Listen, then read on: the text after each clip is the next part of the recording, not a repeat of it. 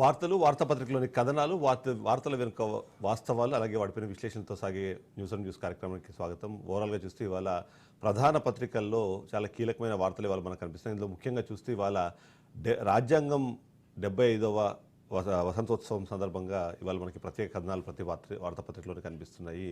అంతేకాకుండా దేశవ్యాప్తంగా ఈరోజు నిన్న జరిగిన వార్తలకు సంబంధించిన విశ్లేషణలు మనకు కనిపిస్తుంది. అందులో ముఖ్యంగా చూస్తే మహారాష్ట్రలో పీఠముడు ఇంకా విడినట్టుగానే కనిపిస్తోంది. 3 పార్టీలు కలిపి కూటమిగా ఏర్పడి అఖండ విజయాన్ని అయితే సాధించాయి. కానీ ఆ పీఠ పైన ఎవరు కూర్చోవాలి, ఆ సీఎం పీఠం పైన ఎవరు ఉండాలి అన్న విషయంపైన ఇంకా చర్చలు జరుగుతున్న పరిస్థితి.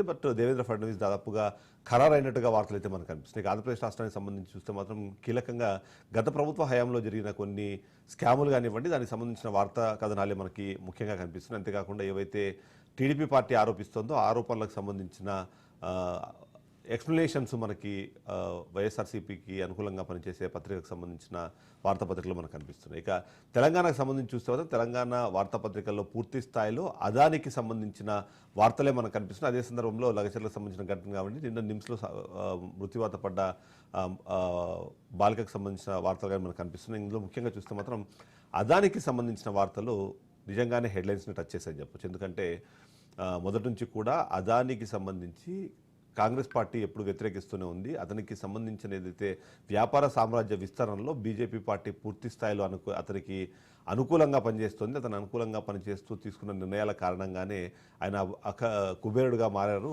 అన్నది కూడా ఆరోపిస్తున్నారు. కానీ తెలంగాణ రాష్ట్రంలో మాత్రం అదానికి గ్రీన్ కార్పెట్ పరుస్తున్నారా అన్న అనుమానం వచ్చేలాగా కొన్ని కార్యక్రమాలు జరిగాయి. అంతేకాకుండా కొన్ని ఒప్పందాల నిర్ణయాల్లో కూడా అలాంటి అనుమానం కలిగే కొన్ని కార్యక్రమాలు అయితే జరిగాయి.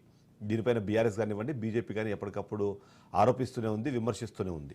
ఆ విమర్శలకు చెక్ పెట్టేందుకు ఒక ప్రయత్నం జరిగినట్టుగా మనకు కనిపిస్తుంది. ఏదైతే అమెరికాలో అదాని గ్రూప్ పైన ఏవైతే ఆరోపణలు వెల్లువెత్తున్నాయో ఆ నేపథ్యంలో నిన్న సీఎం రేవంత్ రెడ్డి చాలా కీలకమైన వ్యాఖ్యలు చేశారు. ఏదైతే స్కిల్ యూనివర్సిటీకి 100 కోట్లు విరాళంగా ఇవ్వాలంటూ అదాని గ్రూప్ గతంలో తీసుకున్న నిర్ణయాన్ని చాలా సాధారణంగా అతన్ని వ్యతిరేకిస్తూనే ఆ 100 కోట్లు మాకు అవసరం లేదంటూ నిన్న రాసిన లేఖకు సంబంధించిన విడుదల మనం చూసాం.